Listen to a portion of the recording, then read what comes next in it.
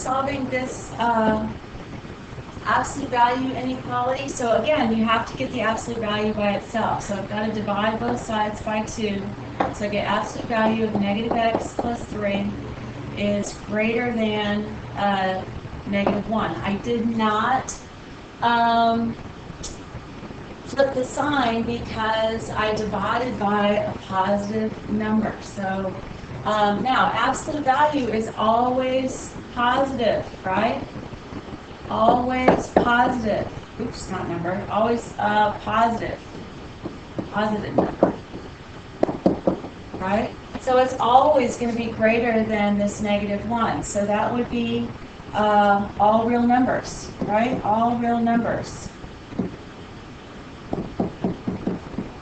And interval notation, that would be negative infinity to positive infinity. And then on the graph, that is just, solid, everything shaded in. From negative infinity to positive infinity. And then the next one, I've got to get my absolute value by itself. So I'm going to do that again. And I've got, I'm going to divide by, oh no, before I do that, I've got to get rid of this plus 5, right? So I'm going to minus 5. All right, I've got to get rid of the 5, so I'm going to minus 5 on both sides.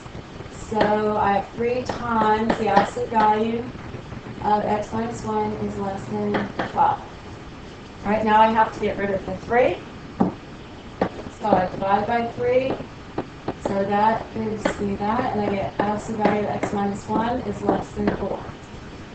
Okay. So now what I've got is that this is a less than graph. Okay, there's a less than graph.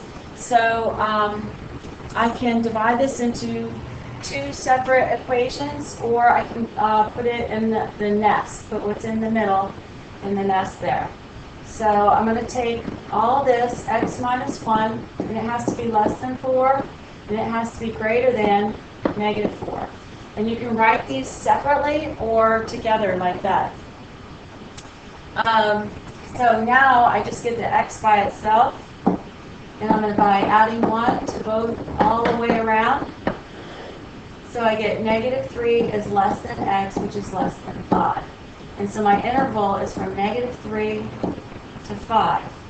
That is set notation, so x such that negative 3 is less than x is less than 5.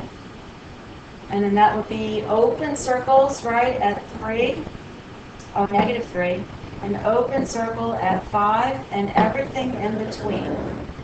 Okay, if it's less than, that's going to be an and graph. Right, less than is an and graph.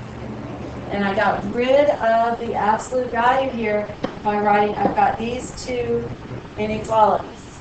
Okay, and you can combine them or write them like that or write them separately. Now, number 19, again, you have to get the absolute value by itself. So I've got to get rid of this positive one, so I'm going to minus 1 on both sides. So I've got the absolute value, x minus 5 over 2 is greater than or equal to 6. Now I want to get rid of that divided by 2. Right? I'm getting rid of, you always get rid of the fraction, the denominator first, so I'm going to times both sides by 2. And since it's positive 2 that I'm multiplying by, the sign stays the same, so I get the absolute value of x minus 5 is greater than or equal to 12. I don't flip it.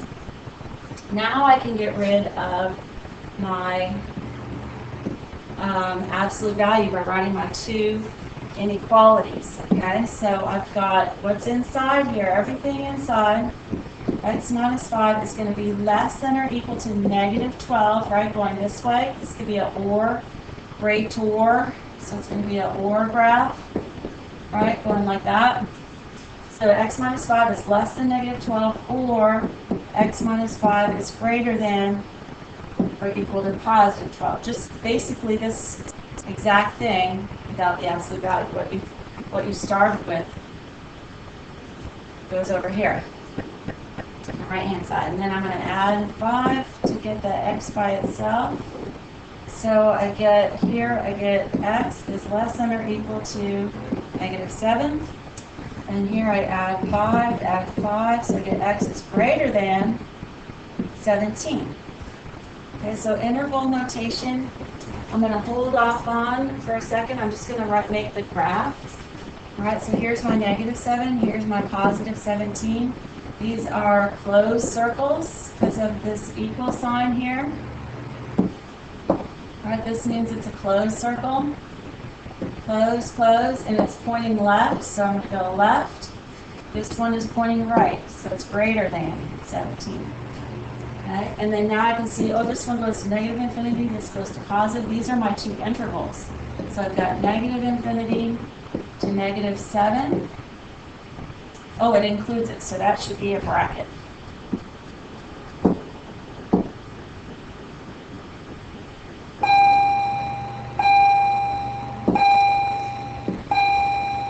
Okay, or, so union, and then this would be a positive 17 all the way to positive infinity.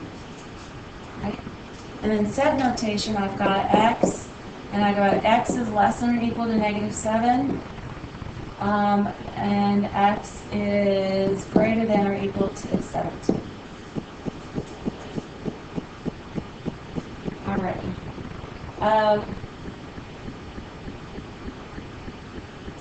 And that's that. Now, we got one last problem to do. Number 20. Okay, I want, again, the absolute value by itself. So minus 5. And I get the absolute value is less than or equal to negative 4. Well, remember, this is always positive. All right, it's always plus. So can that be less than a negative 4, right? No, never. So that will be no solution. Okay, sometimes you'll see that like that, that's no solution. The empty set. All right, good job.